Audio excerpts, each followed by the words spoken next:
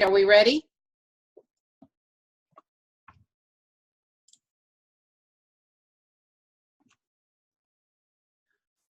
Welcome after that little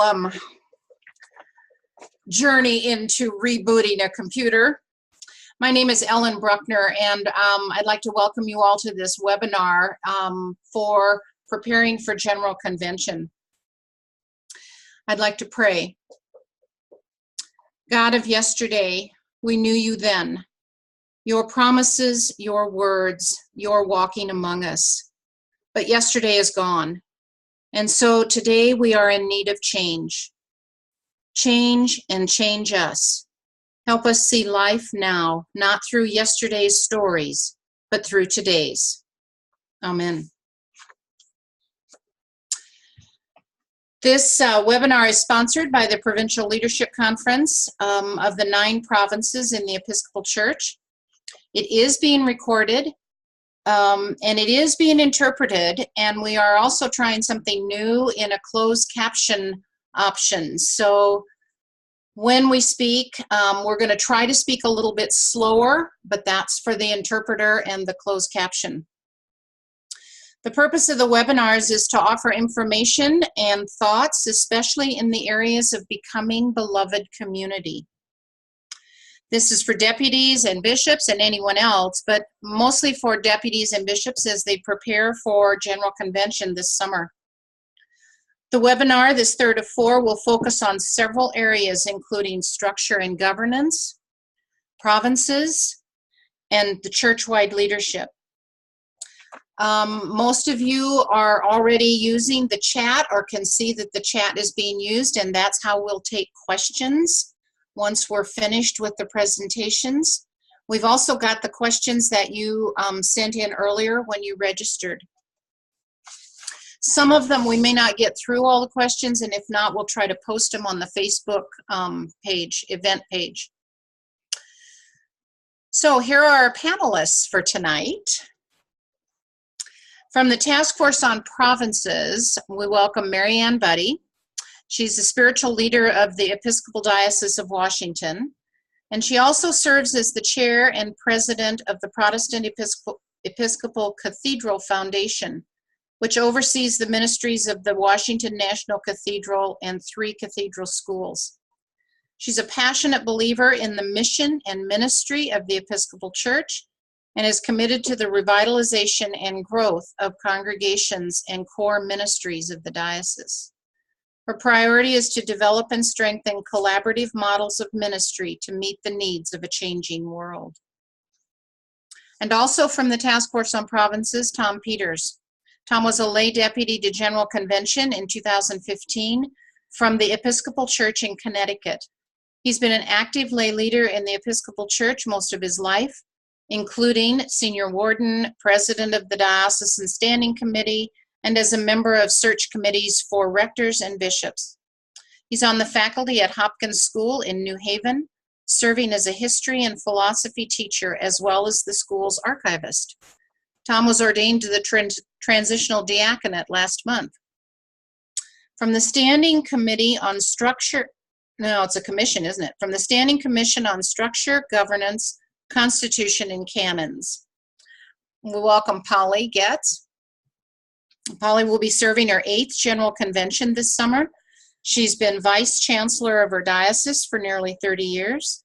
Currently, Polly serves on the Executive Council, where she serves on the Joint Standing Committee on Governance and Administration for Mission. She also chairs the Standing Commission on Structure, Governance, Constitution, and Canons. She's chair of the Commission's subcommittee that is developing the Title IV training website, which is slated to be launched at General Convention. Polly will be chairing the Legislative Committee on Church-wide Leadership at General Convention. And Molly James. Molly was ordained in 2005 and has served as a hospital chaplain and a parish priest. She currently serves on the bishop's staff for the Episcopal Church in Connecticut as the Dean of Formation. And in addition to her work in Connecticut, Molly serves on the Standing Commission on Structure, Governance, Constitution, and Canons. She will be a deputy to General Convention in 2018, chairing the Legislative Committee on Ministry. Molly is currently a board member and previous co-chair of Young Clergy Women International, which is an ecumenical organization of clergy women under 40, and serves as a board member for the Society of Scholar Priests. From the Task Force on Church Leadership and Compensation, we welcome Scott Haight. Scott is an attorney in private practice in a firm of 6 attorneys in Dyersburg, Tennessee. He served on the vestry of 2 parishes for 3 separate terms, serving as junior warden and senior warden.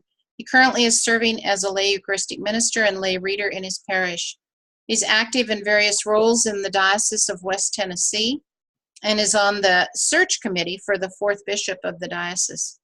He's a lay deputy to the 2018 General Convention, and he will serve as the secretary of the Legislative Committee on Church-Wide Leadership.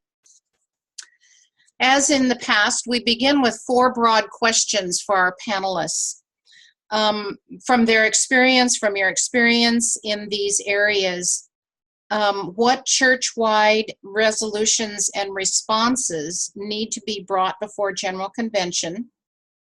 How do the proposed resolutions help shift us toward becoming beloved community? How are these focus issues and resolutions affected by the current draft of the 2019-2021 budget? And what topics need additional dialogue prior to General Convention? So with that in mind, we've asked the panelists to share with us around their issues, around what they've been working on.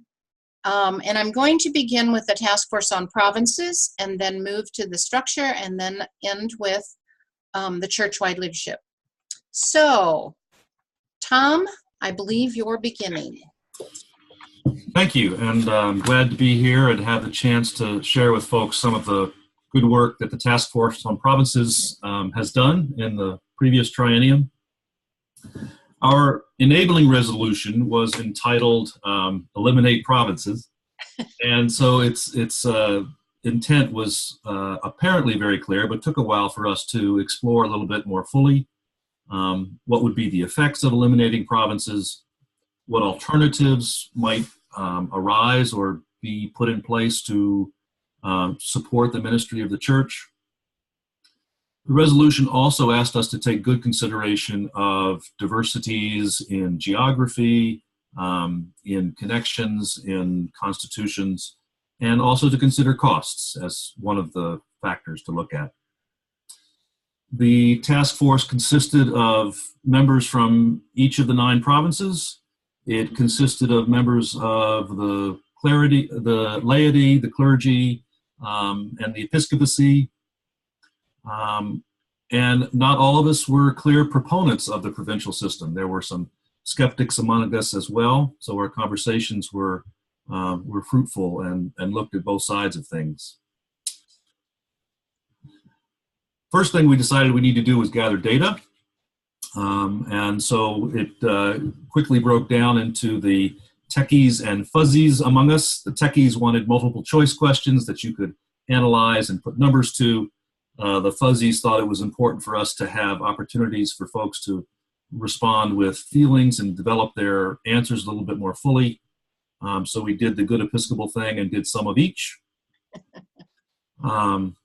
We sent the report, or the survey, out to individuals who had some connection with the provincial system as it currently existed. So members of the provincial leadership across the church, General Convention deputies, bishops, staff members of the Episcopal Church, and so forth. And we were really delighted to get 540 responses, which for any sort of online survey you can imagine was really quite gratifying to see.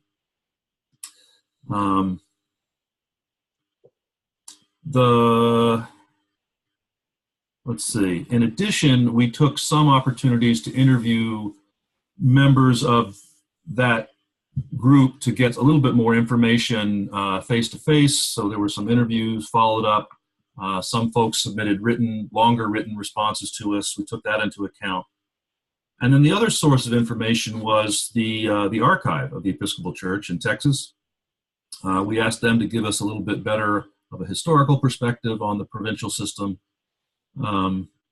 And their input was interesting and helpful in that it revealed that this structure of provinces has been one that has been around for a while, that it has historically been designed to try and provide another level of communication among the local and national and transnational elements of the church. Folks have never really been fully satisfied with it, but have not really been able to figure out a better model to use. And so this is not a new question, I guess, is what I'm trying to say here. Data came in. I'll tell you a little bit first about the multiple choice questions, responses that we were able to gather, and then I'll talk a little bit about the more free responses that we got. From the multiple choice questions, we learned that more than 3/4 of the respondents felt that provinces were fine, they were functional or highly functional. There was not a sense of a great widespread feeling of dissatisfaction with the provincial system. Respondents felt that communication between the provinces and the diocese was the strongest element of communication, but that communication between the provinces and the Episcopal Church was not as good, nor was communication among the provinces as good as they might imagine it to be. Third, 50% of the respondents agreed with the statement that the provincial system enhances the ministry and mission of the church. An even higher proportion felt that that's what it should be doing, that the provinces should be supporting the work of dioceses. There was no particular concern among the respondents about questions of finances or the costs of running the provincial system. And sort of in combination with that, there was no clear sense or understanding of the source of the resolution, why folks were feeling concerned about the provincial process as well. For the subjective questions, responses indicated, so what would be missed the most if provinces were disbanded was one of the more open-ended questions. Folks pointed out that the provinces are often the way that deputies to General Convention are trained or oriented. Folks also felt that if provinces were disbanded, the ability to, or the facility rather, of interchanges within networks would be diminished. And they would also miss the opportunity for smaller ministries to be able to find other like-minded individuals interested in that ministry. The subjective questions also said that they did not sense that there would be much of an impact on most of the ministry networks, although there were a couple of networks for whom the dismantling of the provincial system would mean a pretty radical rethinking of how they administered their particular network. They take advantage of the pre-existing networks that provinces provide. We asked them what they thought the worst consequences of dismantling the provincial system would be. Responses included a sense of isolation, a decrease in the amount of communication within the church. Some networks would lose a pre-existing structure to work with, and a loss of fellowship. For some individuals, their work in the provinces is a great source of community for them. With all that information put together, we started to look at trying to identify what would be the guiding principles that we would use in fashioning any resolutions or in writing our report. And these things came to mind. One is provinces in the Episcopal Church vary tremendously in several different regards. The area, right? The size, the geographic distances between different ends of the provinces. Some are close and compact and exist in pre-existing regions, like New England, where I am in the 1st province, or in the Southeast, the 4th province. But then there is also provinces that cover vast amounts of territory, the entire west coast of the United States and Hawaii and Alaska, for instance. Provinces vary in terms of population, just how many people are in them, how many Episcopalians are in them. They vary a great deal in terms of wealth, some of them being older, some of them being not as old. Some of them have the advantage of being contiguous, and some of them are not contiguous, which adds its own elements of the ability to create a sense of identity. And provinces also vary in what their ministries are, what they regard their mission to be as part of the Episcopal Church. So we need to recognize that there is no real way to create a system from one place that will satisfy every place. Which led us to this sort of overarching principle in terms of when we were crafting our resolutions, that the role of provinces in polity should be minimized, that the role of the provinces in the governance of the church, it's not a very good way to do that.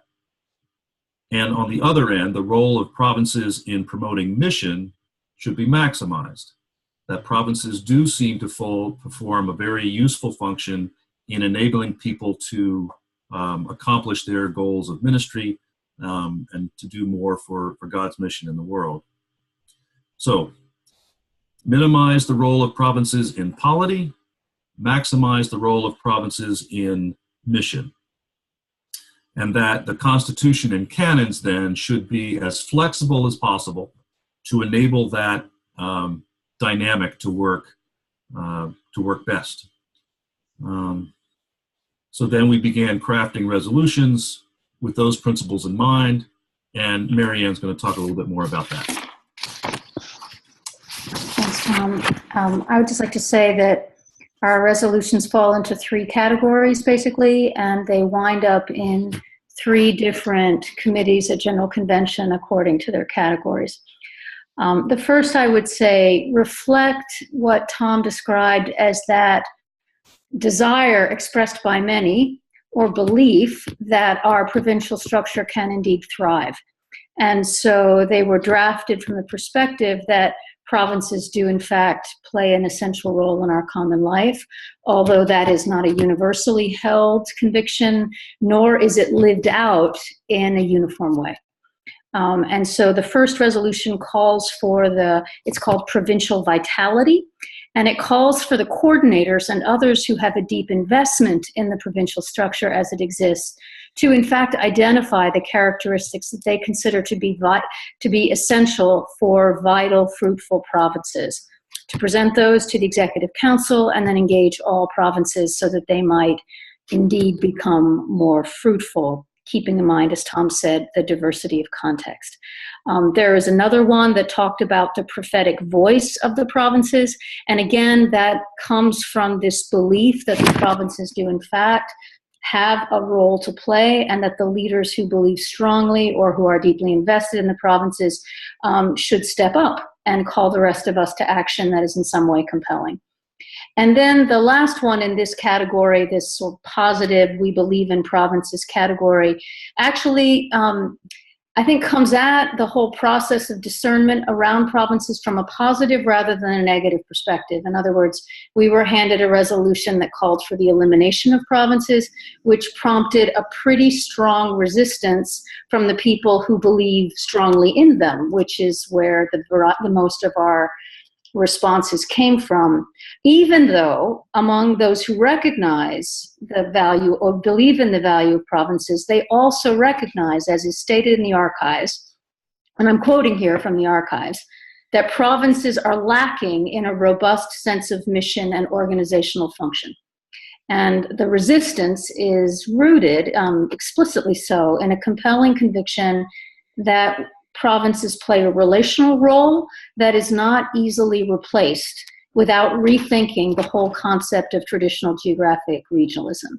So this resolution, which goes to the structure committee, is basically saying, look, we're going to have to discern and get clarity about what the function and the missional function of provinces is, and create from now on a compelling case for funding. Because while there doesn't seem to be any worrying about funding right now, it's going to happen pretty quickly because all of the national or the wider church funding is going away as of 2018. And so from now on, provinces need to be self-funded by the dioceses that support them. So like it or not, the discernment is going to happen. And so we might as well get our best foot forward and have people who really believe in them to lead the way. So those are the three that come from that sort of positive, we believe in provinces mindset. There's a whole other set that try to simplify and streamline the provincial system wherever possible, as Tom said, focusing on mission and de-emphasizing polity. The first one, which is a low-hanging fruit one, we just called for an opportunity for dioceses to do what they are fully empowered to do, which is to reconsider if they're in the right province. This is a source of frustration for some, not all, but some, who just don't feel that they're in the right province. Usually they feel like they would be better suited in the province next door or somewhere else within the wider system. And for example, as Cuba is discerning its role in coming into the Episcopal Church, where does Cuba fit? Where does the Dominican Republic fit? All of those questions, just to invite provinces on the edges to go ahead and claim the place where they feel like they would belong most fruitfully. The second one calls, and this is a bit controversial, but I think it reflects what Tom was saying, basically calling upon the General Convention to keep in mind when it passes resolutions that are mandated to go to provinces, that provinces vary widely in their ability to fulfill them, and to not assume a universal application of resolution or fulfillment of resolutions that come to the provinces, which is one of those things that reinforces that sense that resolutions pass from General Convention that don't go anywhere, because a lot of the resolutions that make it to provinces are never acted upon because the provinces don't have the capacity, or some of the provinces don't have the capacity to do that. So again, to remove just be mindful of that and to actually embed that in the resolutions so that they are, there's a greater likelihood that we'll get fewer, frankly, of those resolutions. And then the most controversial of the resolutions that we put forward, and this will go to structure, is that it calls for, and this is the tough part, it calls for current provincial leaders to give up some of their power so that the governance of the church can evolve toward a more fruitful leadership structure at the highest level. And the way to do that is that it's calling upon the executive committee to establish a more robust, comprehensive nomination process in which all representatives to executive council are voted upon at General Convention. So eliminating the regional voting at provinces. Now, the nomination committee would be required to keep in mind geographic diversity as well as racial and other forms of diversity, but also to identify the clear leadership needs of the executive council and to recruit for those needs. In other words, that simply representing a geographic reason is an insufficient standard for the most important body to make decisions for the church in between general conventions. And we have at least half of our body that is simply elected based upon geographic diversity. The Executive Council needs particular gifts and skills and attributes, and it also gives the Executive Council the opportunity to discern its right size for its leadership body and to nominate accordingly. Gotten a fair amount of energy around that resolution, as you might imagine, and it would be a real test of the convention to see if those who have the most to lose in terms of power might be willing to relinquish it for the sake of a more efficient structure, which goes back to the questions about what church-wide resolutions should go before the convention, I would say this is our number one.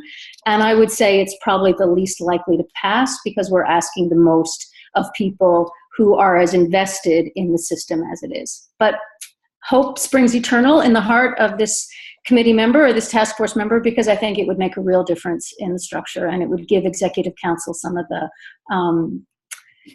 the authority it needs to really nominate the people best suited for leadership. Finally, the third group is a whole bunch of resolutions that basically comb through the canons and eliminate language and assumptions about the provincial structure that were perhaps appropriate when these canons were first written, but simply don't reflect the reality of provincial life, or that reflect our bias that they should be as simple and as flexible and as nimble as possible, so that the people who care deeply about provinces aren't losing sleep at night about the canons that they're not fulfilling. So that ends my report. Thank you, Mariann. Sure. Let's move to the Commission on Structure, Governance, and Constitution and Canons. Polly, I believe you're starting. Thank you, Ellen. Molly and I have sort of structured our portion of this a little bit more around the four broad questions that were posed to us. But I'll share a little bit more and punctuate this, I think, as we go. So the first broad question that was asked was, why are our resolutions important for the General Convention to consider? We have been called the Standing Commission on Love and Order. We have been called the Standing Commission on everything except liturgy and music. But we are the Standing Commission on Structure, Governance, Constitution, and Canons.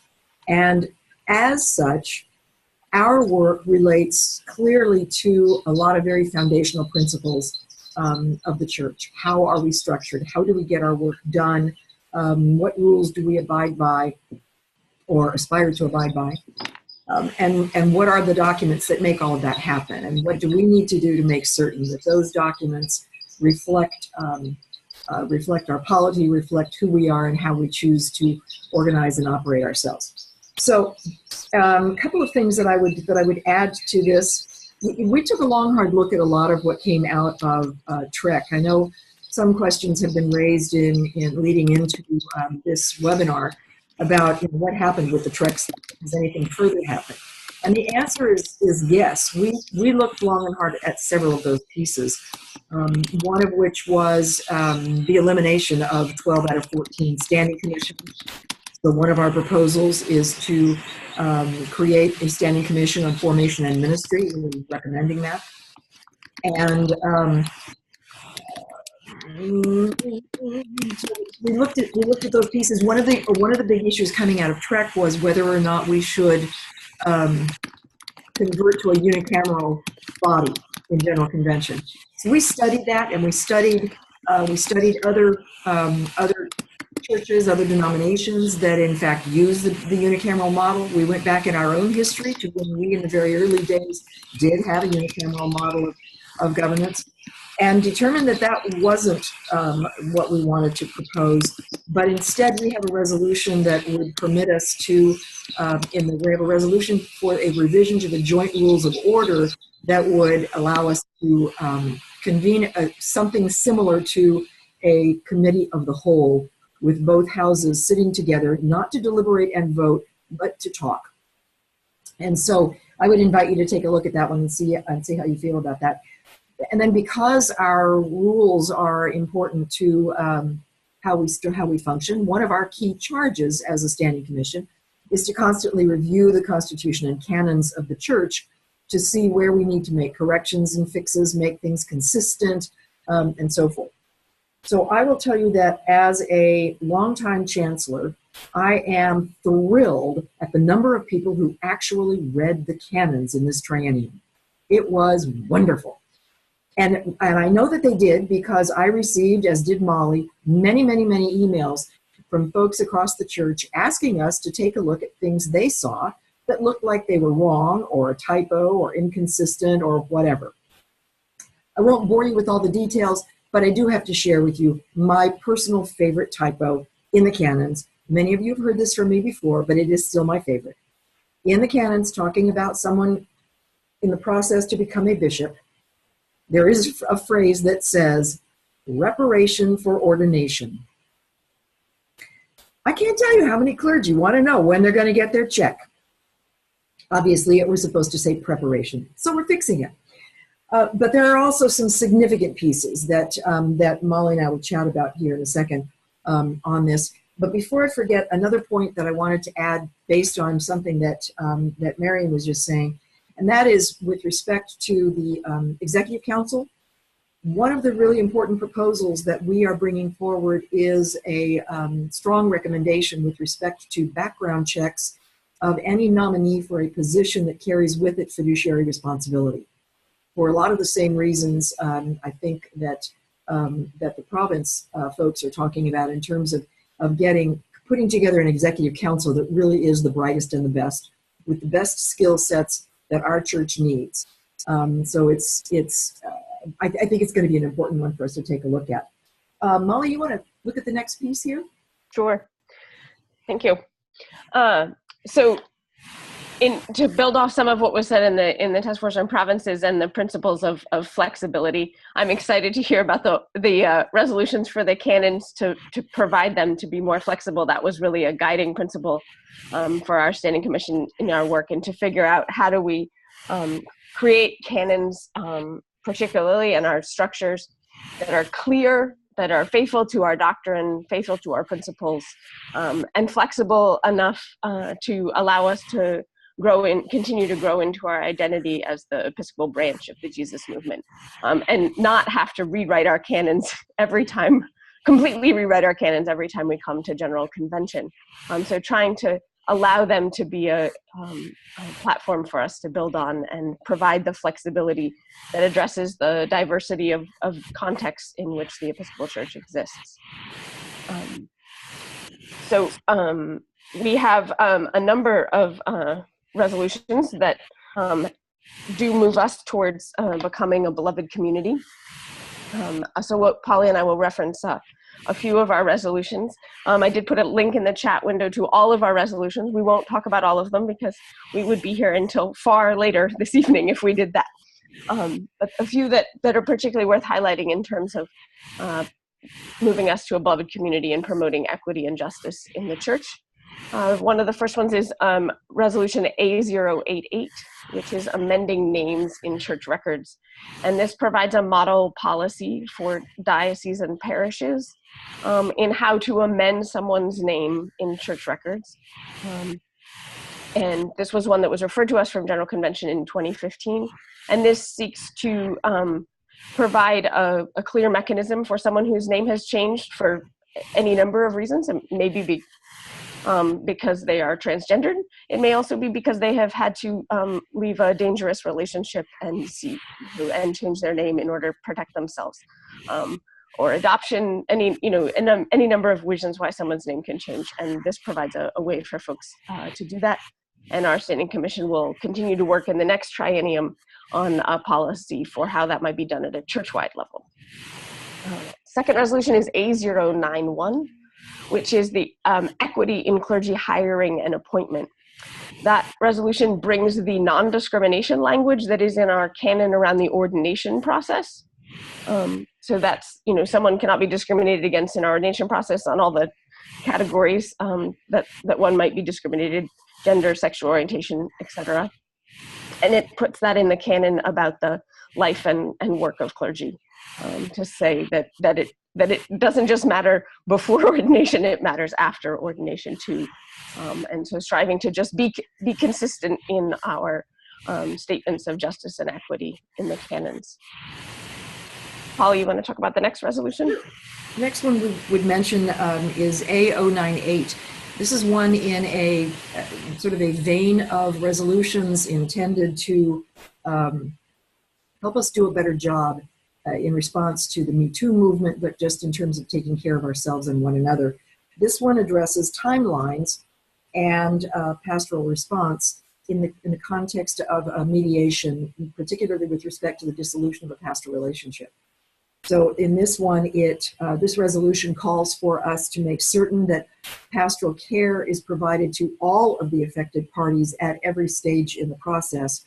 And then the other thing that sometimes happens in these, we have found, is that they become prolonged.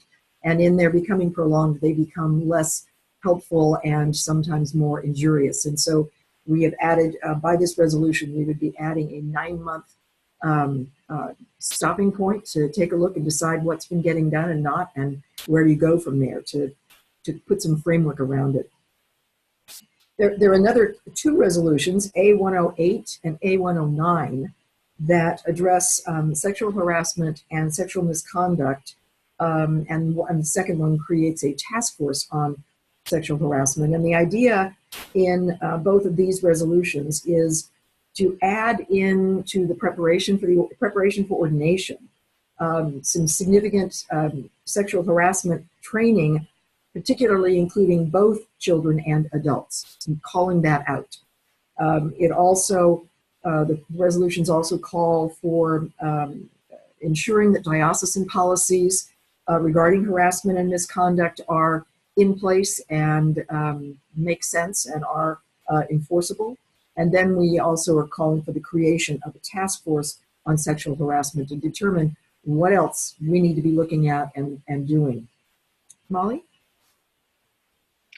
The next resolution is A115, and that's a resolution to adopt and implement the Charter for Safety.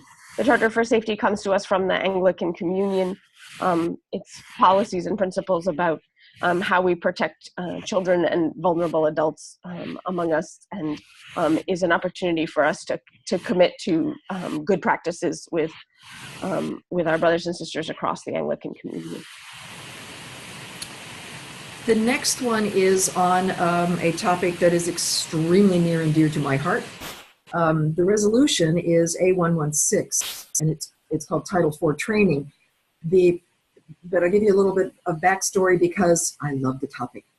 At General Convention in 2015, the General Convention authorized and directed the Standing Commission to develop training materials for the whole church around Title IV, which we had found was, well, I think the church finally woke up and said, yeah, this is really necessary. Because what we had going on was inconsistent application of Title IV across the church, inconsistent understandings and interpretations of what a lot of it said. So we have spent this triennium, and let me stop and say the Episcopal Diocese of Utah has been amazing. We entered into a partnership, and by we, I mean the Standing Commission, a subcommittee of the Standing Commission, entered into a partnership with the Diocese of Utah, where they allowed us to basically redirect an outrageous amount of the time of at least 3 of their staff members to assist us in putting this thing together. And at General Convention, we will be launching the Title IV training website. Some people have already seen the beta testing of it, the beta version of it. It is floating around there a little bit, but it is not in final form. It will be by the time we launch it at General Convention. So I urge you to look at that. This long way around the barn to this resolution, which is to allocate continued funding for the maintenance of that website. So we will, we are determining that it should live essentially in the Standing Commission and in the General Convention office, and that there should be adequate funds set aside for regular annual maintenance of it. And I'll talk to anybody about it anytime you want to. Molly? Another resolution relevant to Title IV is A120, A120, and that's asking for the creation of a Title IV database. One of the things we've just realized is that we don't have a way of necessarily sharing information about Title IV across the church, and this would be a way, looks at a beginning process for setting up a database that would provide information about Title IV things that are done in various dioceses across the church, would allow folks to have more information, perhaps on best practices, but also particularly to be sure that when bishops and canons are, checking on a clergy person who's applying for a job, that they can fully know the background of that clergy person and all the pertinent information. And then finally, in this category, we are bringing forward Resolution A135, which is intended to examine what we're calling cultural homogeneity of the canons. This is a really, I think, a very important task for us to do. We've been talking about it for many, many, many years, and that is there are cultures outside the the United States Episcopal Church. There are cultures that are part of the Episcopal Church that do not have the same judicial system. Their cultural differences, their societal differences make it very difficult for them to sometimes even understand what we are asking of them. Whether it's the presenting issue is usually Title IV, but there are a number of different areas where our structure and polity and rules and canons just don't make a lot of sense. So rather than just continuing to talk about it and scratch our heads and say, we are calling for some very intentional work to be done around that, to determine what, if anything, we can do to be more inclusive of our entire church, based on a wide variety of differences among us. So the next question that was asked is the really scintillating, exciting one about money, where we were asked generally to talk about how our resolutions affect the budget. And the answer is, that's a really good question. It's probably going to be somewhere in the neighborhood of $275,000 to $375,000 for the resolutions we are putting forward that include funding implications. So we believe that we need approximately, based on our history, approximately $125,000 for the ongoing work of the Standing Commission. If the new Standing Commission on Formation and Ministry Development is approved, that would require another like amount. If the Title IV training website, I mentioned that we are calling for the continued maintenance of that, and we're estimating that to be $20,000 a year or $60,000 for the triennium. The Title IV database that Molly was talking about, we are estimating needing funding of about $25,000 for that. And we're asking for an allocation of $40,000 to implement the Charter for Safety. And when you add those up, they come to $250,000 or $375,000 if the new Standing Commission is approved. So that's the really fun, exciting money part. Molly? All right, and then just a bit about some things that maybe we could have more dialogue about in advance of General Convention. As evidenced by the sheer length of our Blue Book report, there was a lot of work for the Standing Commission in this triennium, and there's much more work for us in the next triennium, and ongoing work. And more work will be done, of course, at General Convention. And we certainly, as the Standing Commission, welcome input on our ongoing work before General Convention and after, because we will continue to work through. And it's worth noting that one of the responsibilities of the Standing Commission, particularly related to structure, is to review the interim bodies each triennium, quote, to determine the necessity for their continuance and the effectiveness of their functions, and to bring about a coordination of their efforts. So that's a piece of our ongoing work, and it's great to have input, particularly in that area. So that's certainly a place we would welcome conversation. Additionally, given the work of the House of Deputies Special Committee in response to the Me Too movement, there will certainly need to be more ongoing conversations around issues of harassment and misconduct and how they relate to us, to Title IV and to the collective life of the church. So, our name of our Standing Commission is long. It encompasses lots of aspects of our common life, and we certainly welcome conversation on all of them.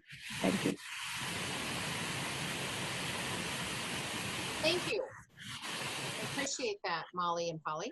Scott, I think we're on to the report you'd have for us. All right, thank you, Ellen. Good evening, everyone. Our our task force, our interim task force, was named the Task Force on Church Leadership and Compensation, which sounds like a seemingly broad topic. However, that's in reference to the resolution that created our task force, which is very appropriately titled Budget Process for the Episcopal Church. I think it was the last resolution, and the whole budget issue that was still in play got tacked on and wrapped up with this issue. But the issue is really was a resolution that was proposed at the end of the last convention, which was to adopt a stipend for the President of the House of Deputies. And that resolution failed. And the resolution that was passed was essentially the compromise, which kept in most of the resolves, which were used to justify the need for a stipend. And I'll discuss the history of that briefly. But it was the creation of the task force to look at this issue. And this is so that's what our task force did. And we had a group of and I would say that certainly passed the House of Deputies, but it was not concurred by the House of Bishops.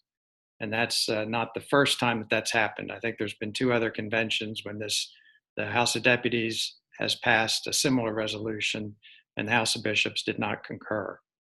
So at the end of the last convention, our task force was formed to take a look at the issue and issue a report. And it was a joint task force, so it was half lay and clergy and half bishops. And we first all met together. There was a plenary session when a number of the task force that were meeting in person all met together. So when we first had that meeting, we were fortunate to have a lot of bishops and all the senior leadership of the church gathered in one place. So we decided, and when we first looked at this issue, that what we needed to do was do a lot of research into the history and of the position and what people's experiences had been. So we spent a lot of that meeting trying to talk to as many bishops as we could who were in attendance, as well as senior leadership of the church, and get some background. And we also interviewed the presiding bishop and Gail, the president of the House of Deputies, and talked to Gail specifically, and also Bonnie Anderson, the preceding president of the House of Deputies, about their experience and their background and what their duties were. All of those interviews and conversations that we had, particularly with the bishops, showed that there was a lot of misconceptions or lack of education or understanding about what exactly it is that the president of the House of Deputies does. And some people were of the opinion or the misconception that the only thing the president of the House of Deputies does is run General Convention, and that's really a month-long job, a couple weeks to prepare ahead of time, and then the convention. So, which is clearly what we found. That may have existed decades and decades ago, but that's certainly not what the job is now. So we began to do the research and determine what had happened in the past. And our research led us to reviewing, first of all, getting from Gail and reviewing that with Bonnie Anderson, their view of what they did during their tenure, a list of the different things and activities that they did, and also to go back through and look at the canons and the rules, all the joint rules of the House, and determine exactly what it was that the president of the House of Deputies is assigned to do by the church's canons and other rules and regulations. Because one of the comments we got in our interviews is, there's no job description. What is the job description? What is the president of the House of Deputies supposed to do? So we made a extensive search through the canons, talked to those 2 presidents of the House of Deputies. Some of you may remember President of the House of Deputies named Pam Chinnis, who served in the 70s, and we were fortunate to have a book that she published about her tenure called In Good Order. If you're interested in the history of the House of Deputies, particularly in the time of the 70s, which was a very active and interesting time, I commend that to you. But that gave us a lot of information about what was going on at that time. And all of that led us to discover that the position of the President of the House of Deputies is quite extensive responsibility, and it is indeed a full-time position. And it has not been, in our looking back, I think Pam Chinnis was not employed outside of serving as the President of the House of Deputies. And looking back to 1985, ever since 1985, no one, and really probably back to the time of Pam Chinnis, has been able to serve as the President of the House of Deputies and also have other full-time employment or any gainful employment outside of serving as the President of the House of Deputies. And in fact, the current President of the House of Deputies, the person who was serving in 1985, a number of these people take early retirement in order to take on this position, which means a reduction in their retirement benefits for the rest of their retirement and other things such as that. And of course, forgoing any other gainful employment while you're serving as President of the House of Deputies.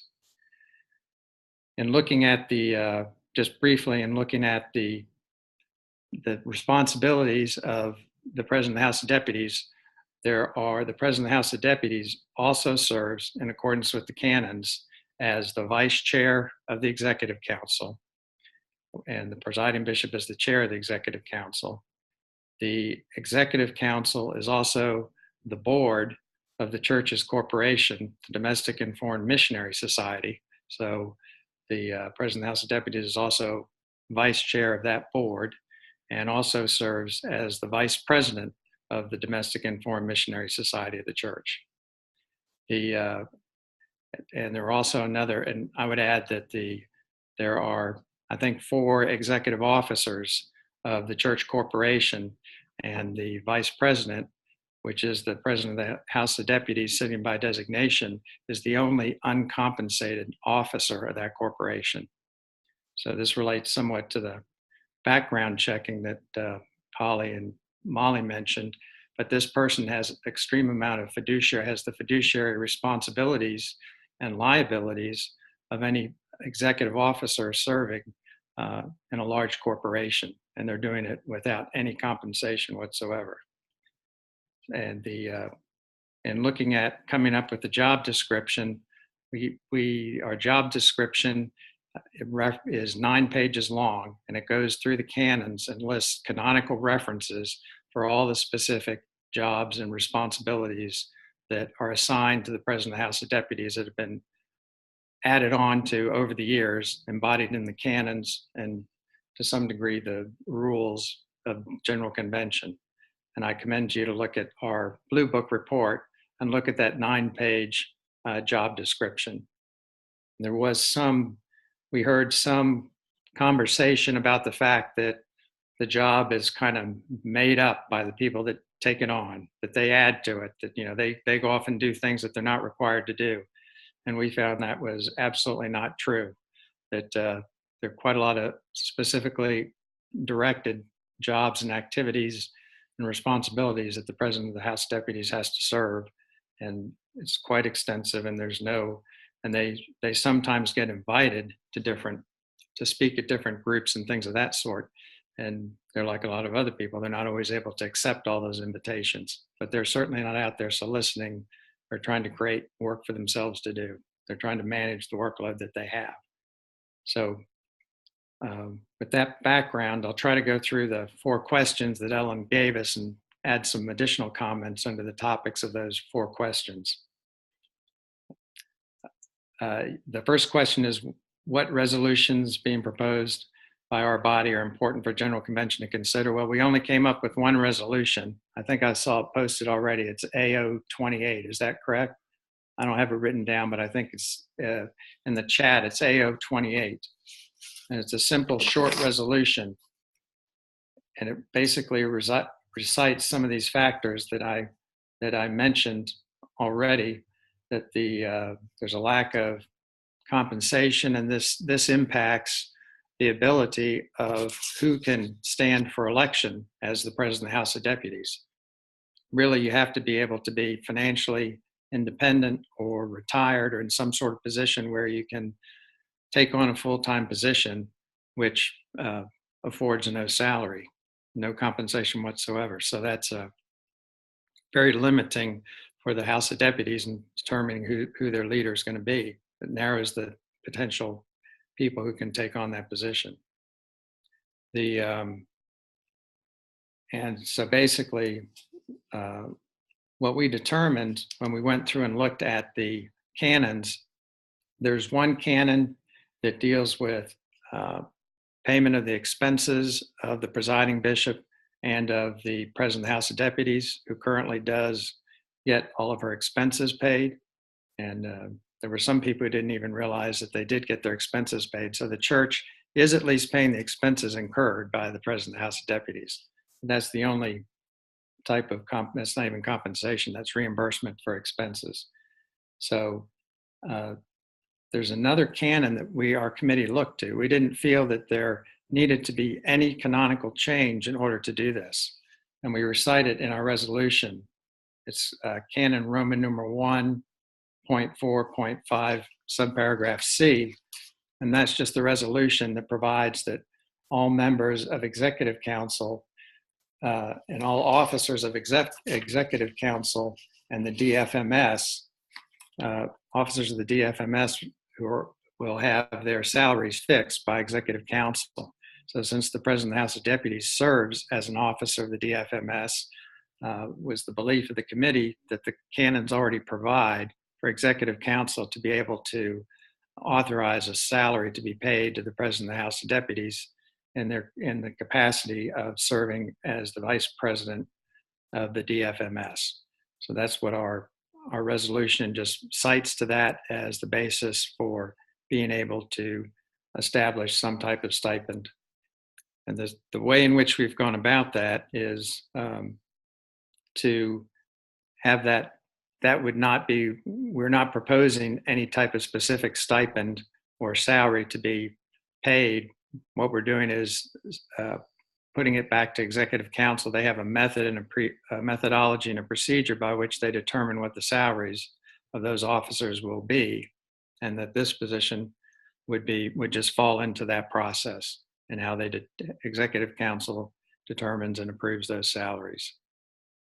So that's why it's important to have this resolution considered, and I have no doubt that the whole convention will get the opportunity to consider this resolution. I'm going to ask you to sort of wrap up, Scott. Okay, I'll go quickly.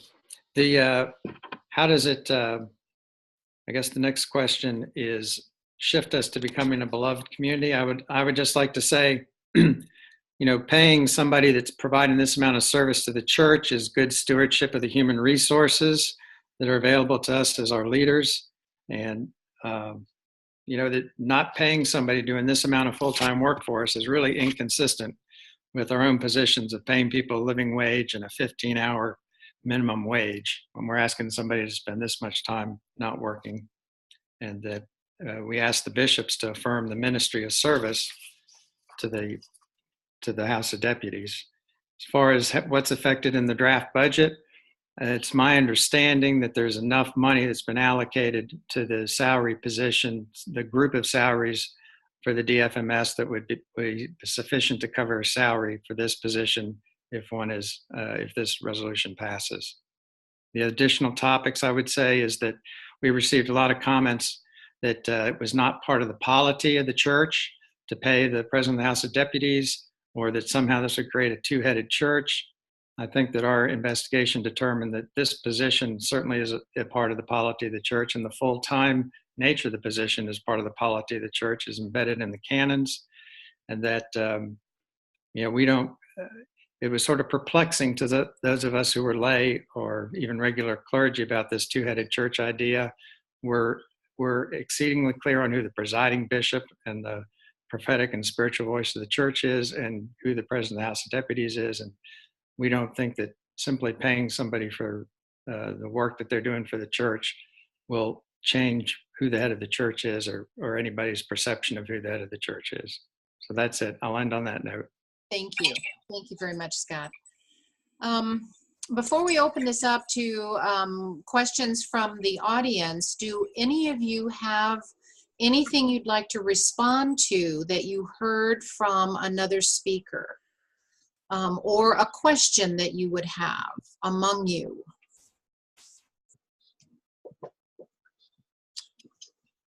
I think you're all muted, so if you're going to speak, I need to. Okay. All right.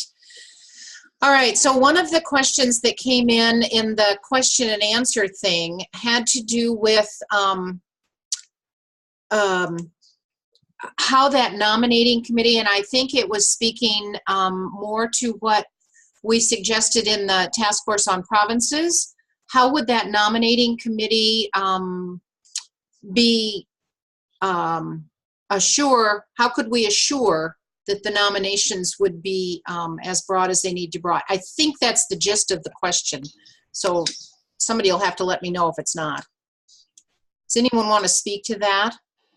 I will. I would say that we would follow the example of other national, international, nonprofit boards and ensuring that there's a robust nominating committee that is charged with identifying each time there are new positions to be filled, what is required, what is needed on the executive council, and that there are core values, core qualities and characteristics that are to be considered and included in every class of nominations. And so that regional diversity would be one of those, as would diversity of other types, but would be included in a way that is not present now, particular skill sets and attributes that create a more functional leadership body.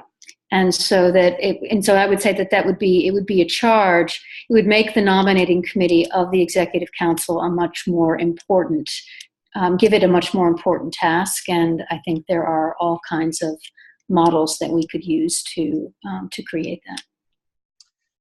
So sort of along with that, do you see any issues with the background checks?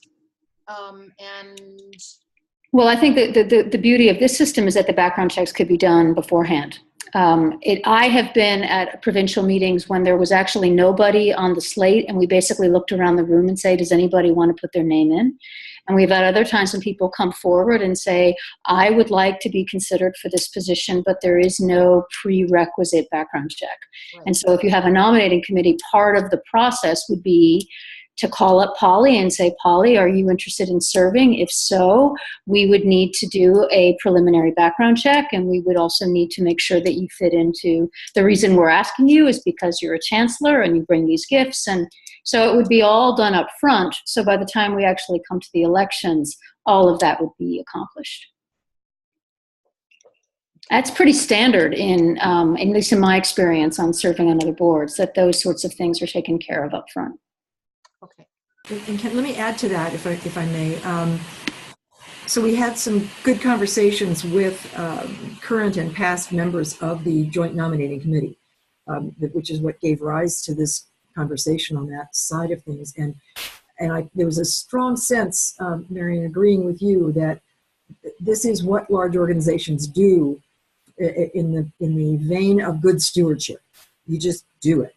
And you do it ahead of time, and you do it in a way that does not necessarily lay some person's records open to the whole church, and it also does not lead to something horrific happening after the fact. You elect someone and you discover that they're an embezzler. Not good. So I think it's good stewardship. I think I'm looking forward to seeing how we can make it work well.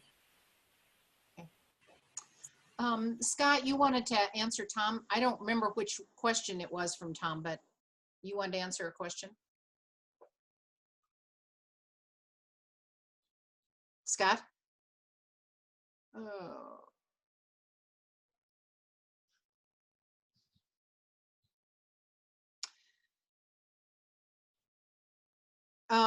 My question, Scott, was whether or not, in fact, a resolution would be necessary for General Convention to consider in order to create a salary for the President of the House of Deputies.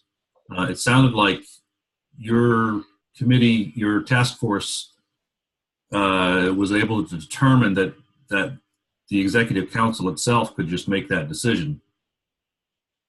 Yes, Tom. The view of the task force was that technically that's correct, that the the current canons allow executive council to set a salary for the vice president of the DFMS, which is in fact by designation the president of the House of Deputies.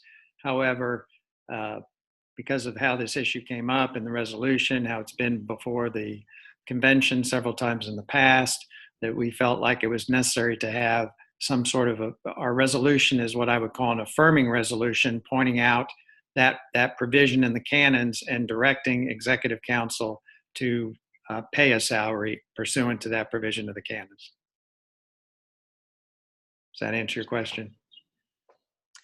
So along with that, there was a question in the Q&A box that has since been removed, but I think it's a pertinent question. How far does this then go? If you open up, and that may be a question that somebody asks, if you open up the payment for a salary for the president of the House of Deputies, do you then open that up for the other officers of General Convention that are not paid now? And that one went away because I went ahead and answered it by text, but I will give you the answer. And Scott, correct me if I'm wrong, but the answer is the secretary is already paid. That's Michael Barlow. So the Secretary of General Convention is one of the officers who is a full-time salaried employee of the church. The vice president is a position that is much, much less burdensome. And so there has not to date been consideration of compensation for the vice president of the House. If the resolution is passed and we approve compensation for the president, then if the vice president were to succeed to the office of president by virtue of the death, resignation, whatever of the president, then certainly they would then also be entitled to compensation. A somewhat related question, but I think it's much more philosophical and varies some by diocese, is the related question of well, if we start paying the president of the House, when do we start paying deacons? Similar, is that a question of justice as well? I think it's an important conversation to have, but I see it as a very, very different conversation. Thank you. I don't know, Polly, if you're reading in the question and answer box, but here is a question for you. Will there be any way for the draft of the Title IV training program to be introduced and presented at General Convention, or looked at or listened to by a deputy before Austin? Thank you for that question. The answer is decidedly yes. I think I may have mentioned that a number of people have had access to looking at the beta version of the website already. And the other thing that's happening is we did a presentation in beta form to the Executive Council at its last meeting last month. And as a result of that, at Executive Council meetings, there's press there. So a couple of different stories were written, and the word is out that this thing exists. I found out from talking to Canon Hunn, Michael Hunn, in the presiding bishop's office, that because those stories hit the press, they're now getting lots of inquiries about, when can we see it? Where is it? How do I find it? Consequently, we are working, in fact, I spent a good amount of time today, we are working on plans to do exactly that, to make the beta version available to a much wider audience, with the understanding that folks have to recognize that it is the beta.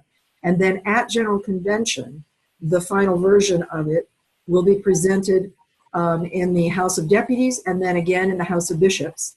And we are hoping to set up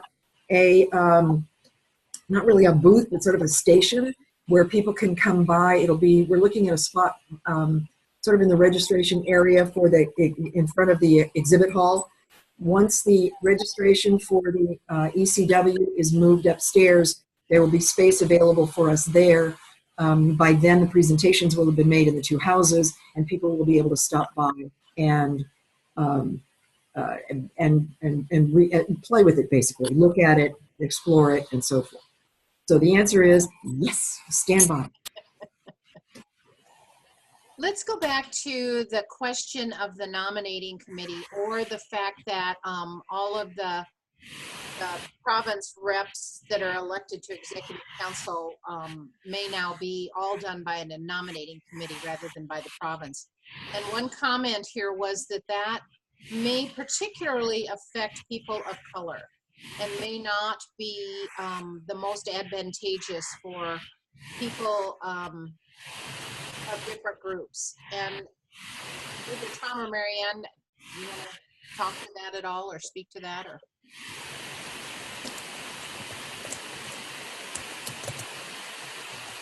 oh, you're muted.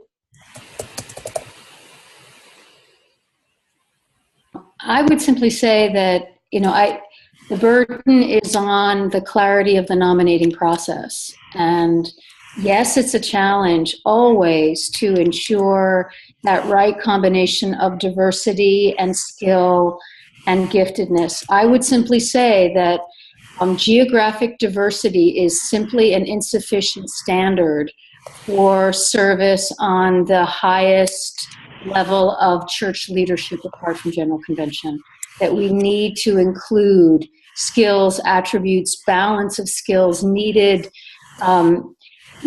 contributions, and that we do know, so that I just feel like that we have to hold that intention with our commitment to racial diversity and geographic diversity. And I feel confident that the core values of the church would prevail in that, but it would require constant vigilance, just as it does now. I would also argue that, at least in the province that I serve, that the people who show up at province meetings do not represent the diversity of the churches that are in our diocese or in my diocese. And so that having a national process that has the freedom to really take the time to explore leadership with the mandate to do so would guard against that risk. But I also want to say I recognize the concern. And so it would need to be a very high priority of that committee. If I could just jump in and add a tag on to that, especially those of us who are out here in the Wild West frontier, we have found in the past that having some manner of elections at provincial levels has had a very positive impact on the ethnic diversity of elected bodies. That said, I also agree, so taking that away can very likely have a negative impact on the ethnic diversity of wider church bodies. That said, I agree that if we continue to be vigilant and intentional, we are people of goodwill. I have to believe that we can get there, because it will be part of the mandate, and everyone will be watching. Do you see this as a way then, if you were looking at structure, because I think that's a structure question in a sense. Do you see that as moving us closer towards beloved community? When we ask about that trust and that intentionality of responding to the skills that are needed on executive council, and to make sure that we hear as many voices as possible, it's a trust issue that we are all going to do the best we can to get as many voices. I think that's a really good way to frame that, Ellen. Because it is a trust issue. If we trust one another to do the right thing, if we trust one another to be aware and conscious and sensitive, and learn to wow, the best words are failing me right now, but learn to do it right, basically, then we might be able to move further away from mandating that we do what's right, or legislating that we do what's right. So, that would be my hope. And I know there's a wonderful saying that says hope is not a strategy, but I really kind of hope it is this time. Well, I would simply say that hope wouldn't be the strategy, that the strategy would be to have a diverse, competent executive committee, and that the executive committee would have the greatest incentive to put forth the strongest slate with a sense of the whole that we simply don't have the information for when we're doing elections on the provincial level. Which we never do. And so that it would be the body that has the greatest interest in making it happen would be authorized to guide that process. I also think the broader resolutions around racial reconciliation and anti-racism training, the resolutions we have proposed around, sexual misconduct, around Title IV training, all of those pieces are hopefully, all those educational pieces are going to hopefully raise our whole church's sensitivity to these issues and the ways in which we can have biases and things that can adversely affect our common life. And so hopefully a part of this will also be remedied going forward by the education that will happen in the next triennium. I would also say that the leadership of the church is, if we're not careful, it will reflect the current demographic of the church, which is old white, and the majority of our churches are, the majority of Episcopalians are older and predominantly white. And when you have a nominating committee that is trying to create the leadership body for the church of the future, they have even more incentive to create in its leadership the church that we're called by God to be. So I think it's utterly consistent with beloved community. I think, oh, sorry, Scott. Scott, go ahead. I was just going to say, following up on what Mariann said, that's one of the issues of justice in making the President of the House of Deputies a paid position, because it eliminates probably more minorities and limits more diverse people. Right.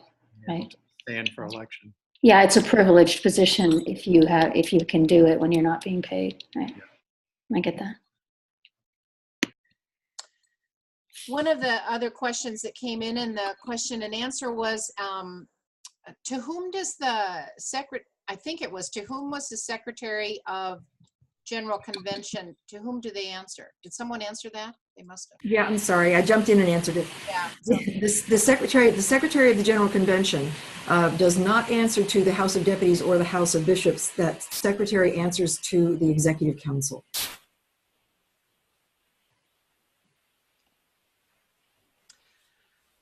I am not seeing, let's see if I can do this. Too many questions come in on the chat room or in the question and answer. And I think that we've talked about some of the questions that were sent in when people registered. So is there anything else that needs to be said right now?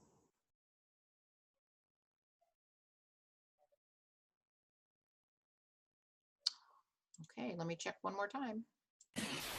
Ellen, there might be how should I say this?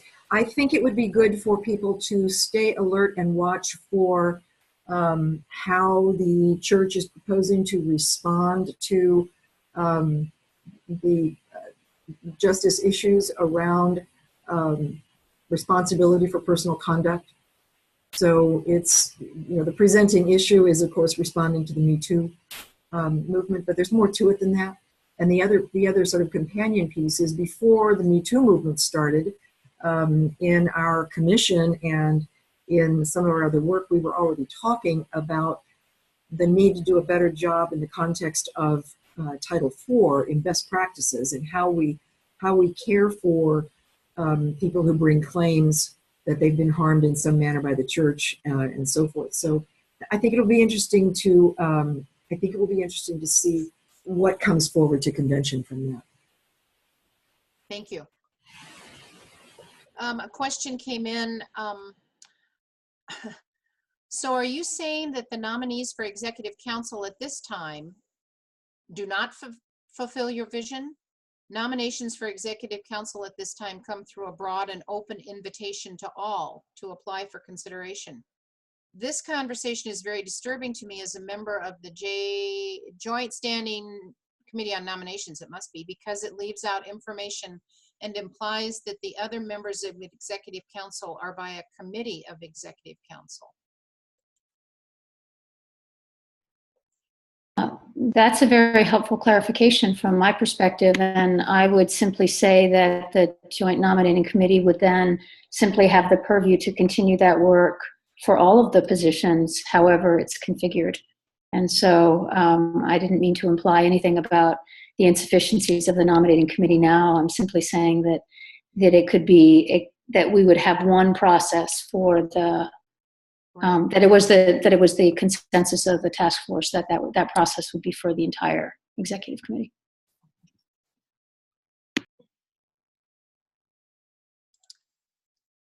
Okay.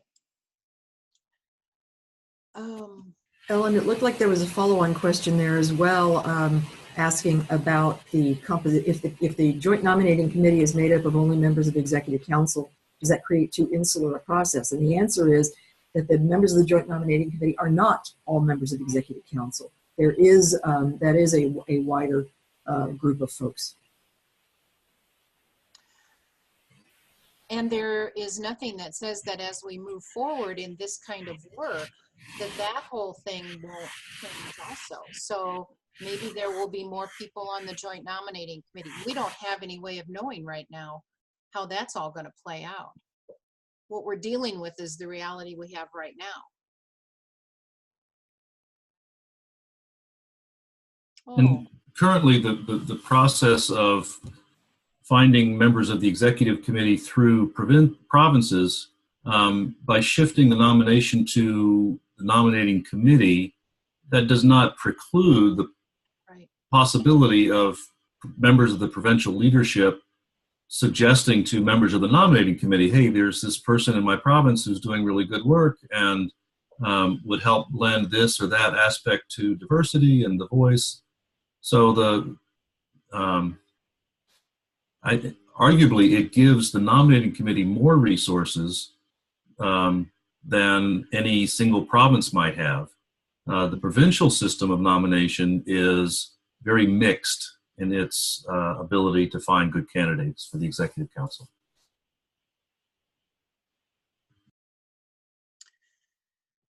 Okay. Well, we have gotten to the end of the time, pretty much. I want to thank you all for taking the time to help clarify and add information as we prepare for General Convention. So thank you very much for your time. Thank you for your time throughout the years in working on these areas too. Next month, we have the 4th of 4 webinars, and it will be on June 14th. And it will be around the environment, stewardship of creation. So we look forward to seeing you then. Thank you once again for everything, and we'll say good night. Thank you so much. Blessings all. Thanks one and all.